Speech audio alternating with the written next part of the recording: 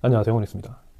에어비앤비 사업에 대해서 처음 들어보면 관심을 가질 수밖에 없습니다. 왜냐면 일단 임장 다녀보고 에어비앤비 되는 물건을 구하고 에어비앤비에 올려서 팔면 그게 다니까요. 근데 이제 막 에어비앤비를 접한 사람들이 너도 나도 임장을 다니면 어떤 문제가 발생할까요? 임장 다니실 때 부동산 경험이 전무해서 아무것도 모르는 채 시작하는 사람들도 많습니다.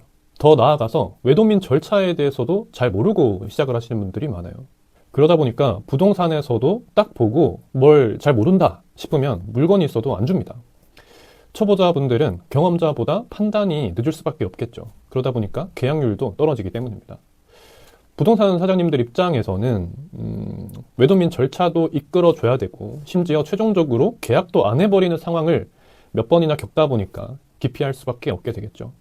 이런 환경에 있다 보니까 매물이 있어도 부동산에서는 운영 중인 사람한테 먼저 연락을 하는 경우가 많습니다. 문제는 이거를 알면서도 공부를 안 하고 쉽게 하고 싶은 게 또 사람의 본능이기도 하죠. 오늘은 지난 영상에 이어서 이렇게 어려운 것 하나도 안 해도 되는 양도양수에 대해서 말씀드리도록 하겠습니다. 이 양도양수의 장점과 단점, 그리고 주의점, 양도양수 순서까지 총 정리를 해서 알려드리겠습니다. 이렇게 정리를 해둔 유튜버는 없더라고요. 아마 저장해 두셨다가 필요하실 때 보시면 많이 도움이 되실 겁니다. 양도양수에 대해서 말씀드리기 앞서서 에어비앤비로 돈을 못 버는 두 가지 이유에 대해서 알려드릴게요. 이 내용을 알아야지 양도양수의 장점을 비로소 이해할 수가 있습니다. 첫 번째는 조급함, 두 번째는 확신의 부재입니다. 대부분의 분들이 이런 순서로 진행을 하게 됩니다. 유튜브, 지인, 인스타, 블로그 등 여러 경로를 통해서 에어비앤비를 접합니다. 일단 임장을 나가는 게 우선이다라는 얘기를 듣게 되죠. 두근거리는 마음을 안고 내가 하고 싶은 지역에 가서 부동산을 돌아다닙니다. 첫날에 매물은커녕 차가운 눈초리만 보다가 상처를 좀 받게 되죠. 여기서 일단 절반은 포기하게 됩니다. 살아남은 사람들 중 한 번도 같은 경험을 하고 또 그의 절반이 포기를 합니다. 나머지 분들, 한 1-20% 분들이 꾸준히 계속해서 임장을 다니게 되는데 시간이 지날수록 조급함이 생기게 되죠. 내가 여태까지 임장 다닌 노력이 물거품 되지는 않을까? 주변에 에어비앤비 한다고 얘기를 해뒀는데 실패한 것을 알려야 되는 건가? 이런저런 생각이 들면서 목표가 바뀌게 됩니다. 에어비앤비를 하려는 목표는 무엇인가요? 수익을 내는 거죠. 근데 나도 모르게 목표가 수익 내는 거에서 숙소 오픈이 되어버립니다. 그러다 보면 이 똥매물인 걸 알면서도 계약을 해버리죠. 일단 오픈부터 해야 되겠다. 어떻게든 되겠지. 그래서 정말 될 수가 없는 위치에 숙소를 떡하니 오픈을 합니다. 보통 오픈할 때까지가 고난인데 이렇게 똥매물을 오픈할 경우에는 오픈하고 나서부터 이제 고난이 시작되는 겁니다.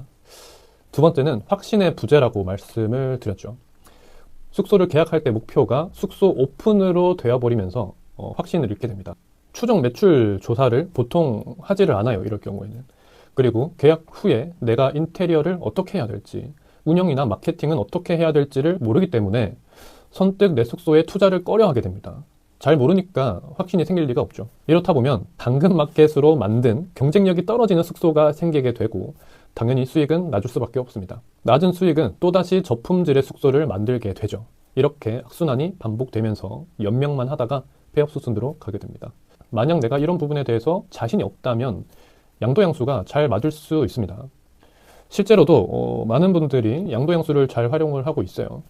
저는 이런 부분 때문에 어설프게 하다가 힘만 빼는 것보다는 양도양수가 더 낫다라고 생각을 합니다. 지금부터 양도양수의 장점, 단점, 주의점, 그리고 양도양수 절차 순서를 알려드리도록 하겠습니다.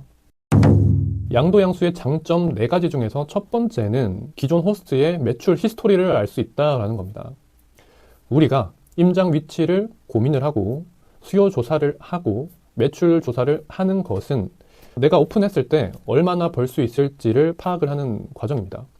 근데 양도양수 매물은 직접적으로 매출을 볼 수가 있죠. 식당 같은 경우는 주인이 바뀌면 맛도 바뀌는 경우가 있지만 에어비앤비는 호스트가 누가 되든 매출은 비슷합니다.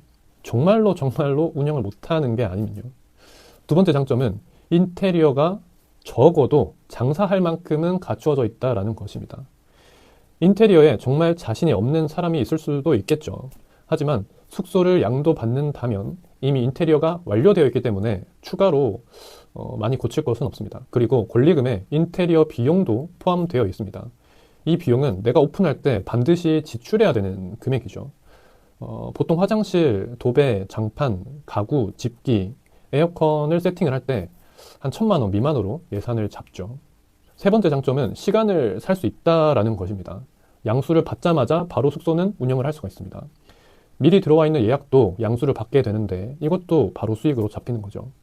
그리고 임장, 인테리어, 허가를 받고 이런 과정에서 발생하는 시간을 돈으로 살 수가 있습니다. 바로 운영을 하니까 내가 고생하고 있을 시간에 수익을 만들 수가 있는 것이죠.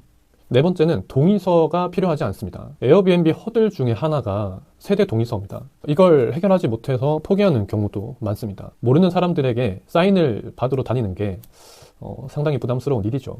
양도양수에는 동의서를 새로 받지 않아도 됩니다. 다만 해당 내용은 구청의 규정이 변경될 수 있는 가능성이 있습니다. 그래서 반드시 계약 전에 구청에 연락하셔서 체크를 꼭 해보셔야 됩니다. 장점을 이렇게 네 가지 말씀드렸고 단점과 주의점도 있기 마련이겠죠. 첫 번째는 과한 권리금을 지출하는 경우입니다. 권리금은 기준을 잘 못 잡으시던데 보통 1년 수익을 기준으로 보시면 됩니다. 예를 들어서 한 달에 순이익이 200만 원이다. 그러면 2천만 원대에서 협의를 보시게 됩니다. 그 이상의 금액들은 특별한 메리트가 있지 않는 한 접근하지 않는 것을 추천드립니다. 두 번째는 계약 기간이 얼마 안 남았을 경우입니다. 보통 24개월을 계약을 하고 계약갱신 청구권으로 2년을 연장을 합니다. 총 4년은 어느 정도 보장이 되어 있다고 보시면 됩니다. 보통 임대 물건은 계속 임대를 하기 때문에 크게 걱정을 하진 않지만 계약 종료를 앞두고 있는 경우가 있을 수도 있겠죠. 그러다가 계약 종료될 걸 알고 권리금을 받고 엑시트하려고 하는 경우도 있습니다. 그렇기 때문에 양수를 하시면 월세 계약을 다시 하게 되실 텐데 승계보다는 재계약으로 시작하시는 게 안전합니다. 세 번째는 권리금 지불 순서입니다. 이 권리금을 사업 양도 전에 지불하는 경우가 있어요.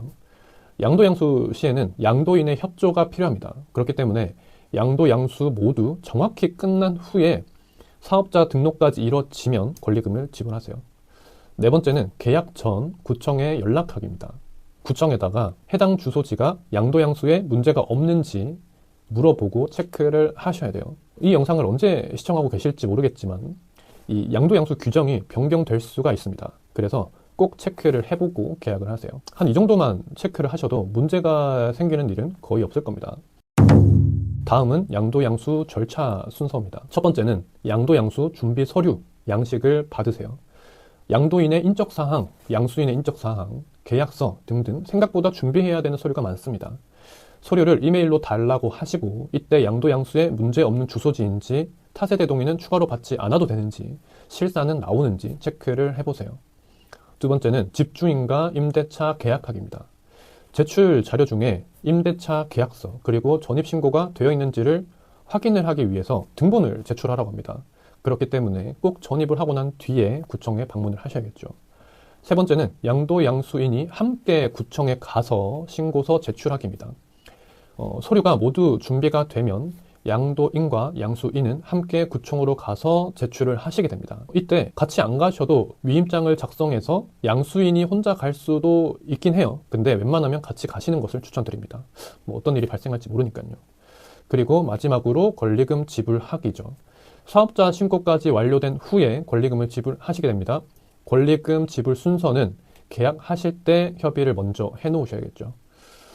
이렇게 사전에 준비해야 될 것들과 파악해야 될 것들은 많긴 합니다. 근데 과정 자체는 단순해요.